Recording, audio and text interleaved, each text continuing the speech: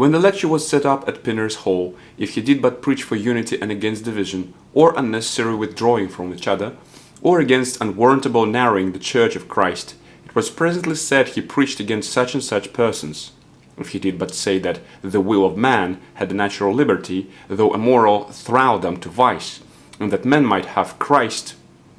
and life if they were but truly willing, through grace, though grace must make them willing, and that men have power to do better than they do, he was said to preach up Arminianism and free will.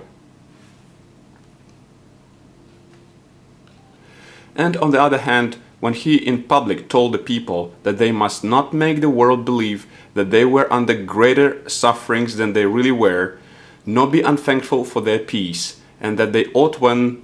any heard them to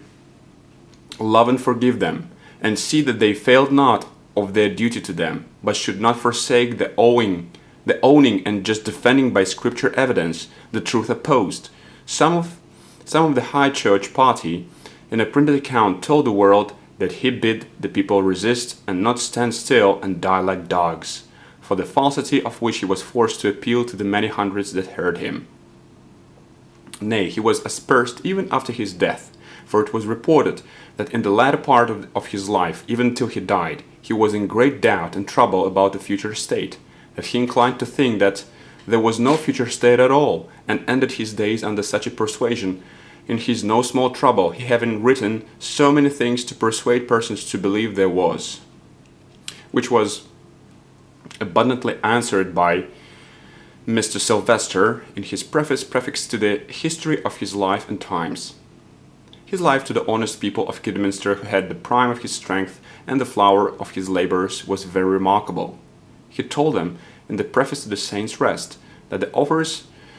of greater worldly accommodations, with 5 times the means that he received with them, was no temptation to him once to question whether he should leave them, but he was afterwards forced to leave them by Bishop Morley and Mr. Downes, the old vicar. He did not part with them without mutual grief and tears, and when he went from them, he left Mr. Baldwin to live privately among them and oversee them in his stead, and he advised them to frequent the public church assemblies in conjunction with their private helps, unless the public minister was utterly insufficient, or preached heresy, or in his application set himself against the ends of his office, by endeavouring to make a holy life seem odious. After parting from them, he wrote a letter to them but once a year, lest it should be the occasion of their suffering, and for fear lest if they did anything that was displeasing, it should be represented as the effect of his suggestions.